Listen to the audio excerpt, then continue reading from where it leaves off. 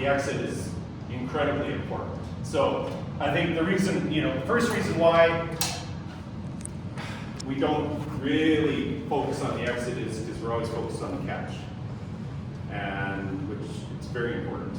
And I would say most of us, struggle with the catch, right? So if you don't have the catch, you don't have anything. So as a club, we always, we do entry drills. We're always talking about the front of the stroke. Honestly, Lori is one of the very few coaches here that have talked about the exit here. Yes, and I'm sure she's frustrated because nobody gets the exit.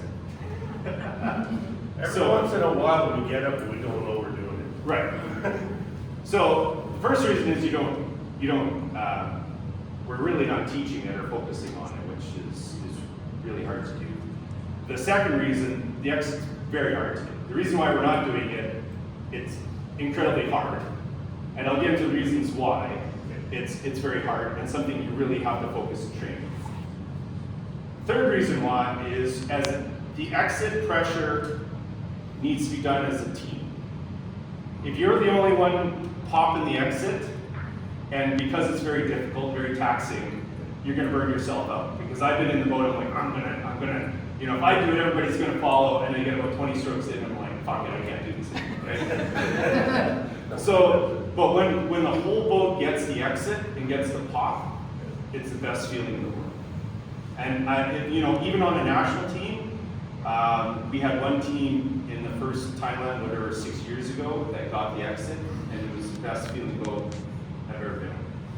But even at the national team level, national team boats are not getting the exit consistently, right? So You don't have to feel bad. you don't have to feel bad. I would say it's a very advanced move, that advanced concept that you need to train. And the last reason, probably, I think, why our club doesn't get it is because the ergs focus on catch and not the exit. So because of the flywheel, we're all about accelerating at the start, and we don't care. If you get the machine moving, the flywheel is going to go, right? So it has inertia. So if you're focused on erg scores and split times, what we're doing at the back end, and what I'm going to teach today, has very minimal effect on your split times. If you're testing, you're putting a lot of effort into the exit, muscular wise, and I'll get into that. But you're really not seeing it in your split times, right? So training on the erg is great. The ergs have tons of benefit, but training the exit is not one of them. So you have to force it on these machines, and I'll get into that.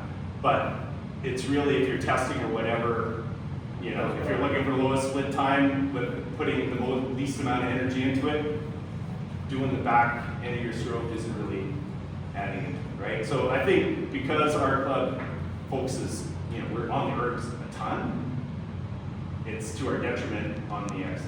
But what about on the water? Does going upstream all the time affect how we do the exit? Is it better on flat water or still water? Easier to learn, or? I never really thought about that, but it's, the water's moving, right? So when you're paddling in water, if I stick my paddle in and the boat's going forward, where's my paddle? I don't have to put any pressure on it, and my paddle's going to go back, right? So we can all look great, we can all stay in time and put no resistance on the paddle, and we can all look awesome just paddling. And I get my paddle in the water, and then it just flows through, and then I exit, right? So I'll demo here. So what I see, on the erg, is people paddling like this. 1, 2, 1, 2, 1, 2, right? So the exit is a pop off the back. So this is what, you can see the difference between this, straight back and forth, obviously in the water. When I train the exit, they're like, well, I don't really need an exit. I'll figure that out once I'm on the water, because they're linear back and forth, right? So the pop out and the swing forward isn't really needed on here, right?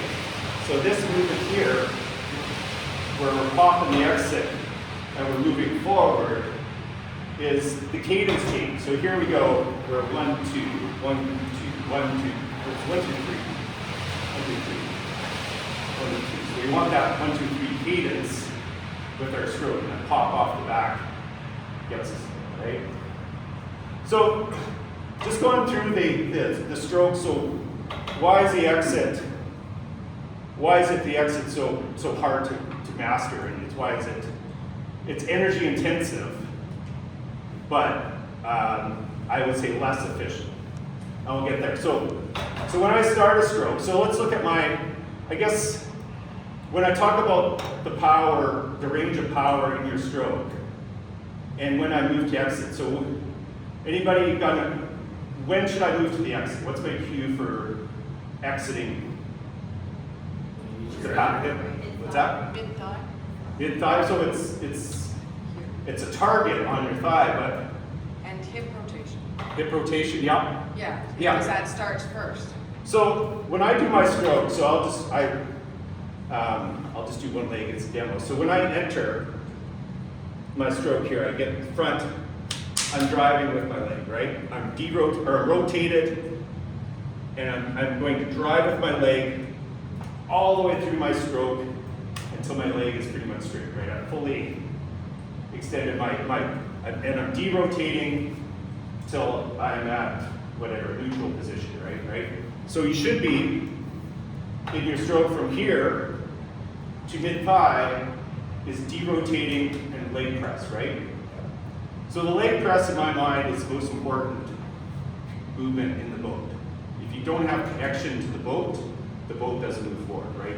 My paddle comes back, my feet push the boat forward. Without connection, I could paddle here, and the boat's not going to do anything, right? So what an equal and opposite reaction, whatever Newton's third law, I'm pressing here, I'm driving the boat forward with my foot. I call this the gas pedal, right?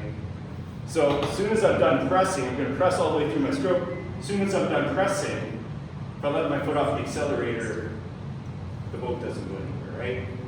So you want to be pressing all the way through, so I think a lot of us are getting the leg drive.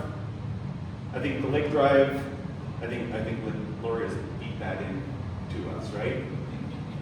The derotation, I see a lot of people derotating like in the air, and they're coming square before they meet the end of their stroke, right? So I think on rotation-wise, the derotation here, I see a lot of people derotating, and then it's just sit up, right? So spreading out the leg press and the rotation until you mid-thigh, right? You're using all your muscles, right? So here I'm pressing all the way through, but we get to mid-thigh. Thanks, Siri. Siri's gonna tell me how to paddle. Once I get to mid-thigh, there's one problem, my paddle's still in the water, right? So where's the water moving? My paddle's still moving backwards, right? But I've done leg press, I've done derotation, right? So you have to get the paddle out of the water. So let's look at, that's the lower body, right? So leg press all the way through till you're done your stroke, derotate till you're mid-thigh, till you're done your stroke. Upper body, let's look at the muscles we're using at upper body. So what upper body muscles am I using here? Lats, right? So as I go through, I'm using my big lats on my bottom. I'm driving with my top hand, which are lats. I start getting to mid-thigh. What happens to my lats around here? Am I using my lats anymore? No. So with the lower half of your body and your core, you're derotating all the way through, equal muscles, equal leg drive. Your upper body, you're moving from lats, and then you're moving to rear delts. A little bit of lower chest, but weaker muscles. So about here, your upper body is getting weaker because you've extended all your lats, and you're in a somewhat less strong position. And also you've sat up, so you've had a little bit of forward momentum here, and you're sitting up, right? And you're coming up. So how many of us work out our rear delts in the gym 2 or 3 days a week? Yeah. So I would say the reason why the exit, it's rear delt heavy, it's lower chest, it's kind of awkward, it's using weaker muscles, right? So us to pop off the back, we don't have our big lats to get us there, right? So I would say for a lot of us, our rear delts are a weaker muscle that we are underdeveloped and we're not using, right? So You know, if you're in the gym, Google rear delt exercises, there's lots out there. I'd highly recommend it to everybody, right? So we go back here, again, we're transitioning from lats to rear delts, we get to rear, and then we want to exit, right? So the exit, there's three goals of the exit. The first primary is you want to get the paddle out of the water, right? Second is you want to start moving forward because you're changing direction. Your momentum's backwards and you want to go forwards, right? So you got to switch direction. So how efficiently can we do that? And the third thing is, and I'll get into it, is the advanced move is I still got movement here, right? My paddle's still in the water. I got to get it out. It's inefficient as hell, right? It's energy intensive, but we're in a sprint race. I don't care about efficiency. I care about power. So even on the exit, I want a little bit exit kick. Is it adding 5% to my stroke? You know, whatever. It's not much, but let's do it, right? So I would say this is the advanced stroke. So we were hip here. So what I do on the exit, I turn the wrist, right? I roll the wrist. So again, you fully extend it here. You break, again, what Lori says, that move forward is your hips coming forward, right? Your hips coming forward, my arms bending. So again with the wrist, let's look at the wrist. Actually, I'll switch to this side so you can see. The wrist movement, I would say, is incredibly advanced. I mean, there's a whole discussion, should you do the wrist bend? She's been teaching that. Again, is your wrist, how many have forearms, unless you're, you know, a single guy like Ian, your forearms aren't well developed.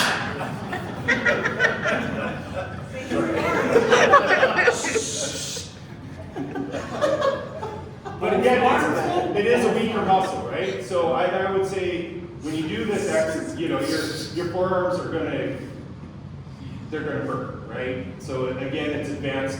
I would say for those that don't have, and it's something you want to train, you can get the paddle out without doing the wrist flex, right?